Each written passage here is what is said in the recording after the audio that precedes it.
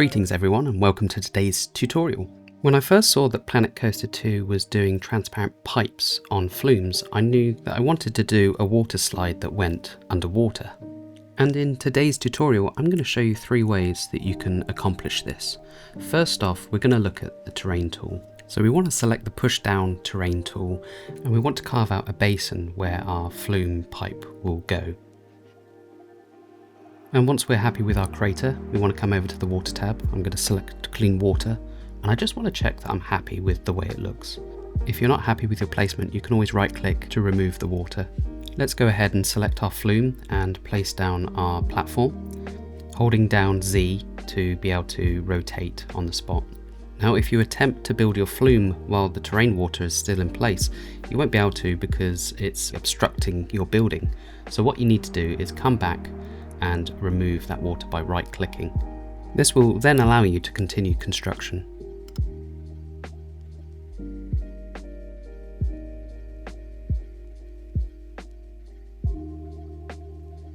Now that we've finished construction, we can open back up the terrain tool and add in our water.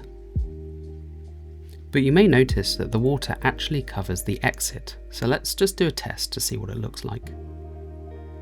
We can see from the POV of the test dummy that we go underwater, and unfortunately we can't do anything about that. However, when the test dummy reaches the exit, we can see that he's still submerged, which doesn't look great, so let's see if we can fix that.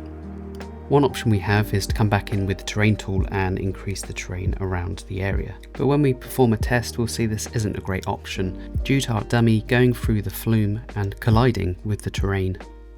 So our best option is to undo everything we've just done and come back with the flume, edit it and bring the pipe out of the water so that when we place the water back into our chasm, it's not going to affect the exit of our flume. And doing a final test with our test dummy, I think this looks much better.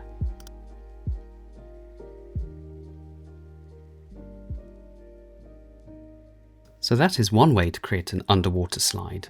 Let's look at the second part of this tutorial where I show you how to use swimming pools to make an underwater slide. So firstly we're going to use a stamp builder tool to create our pool.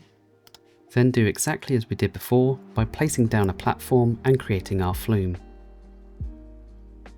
Again, I'm going to show you what not to do by building the flume through the wall and bring it out the other side. Of course you can do this, but this is again going to have a similar problem to before, where our POV shows our test dummy crashing into the wall or terrain. Now I'm not too happy with this, so instead I'm going to undo everything and again do what I did before where the flume comes out of the water and isn't colliding with any scenery or objects.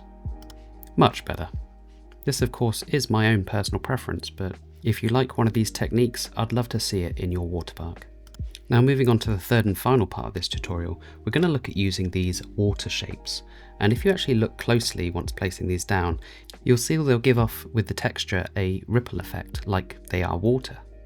They're also slightly opaque or transparent, so they are a great substitute for water.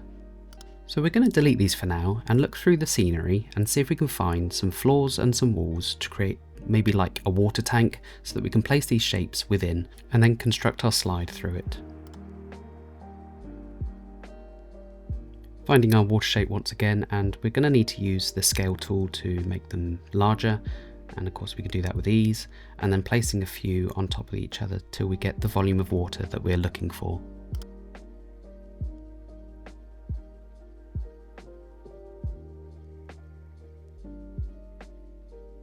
I decided to look through the scenery just to see if we could find some window glass just to place on the edge of those frames, just to make it look more like it was some sort of water tank.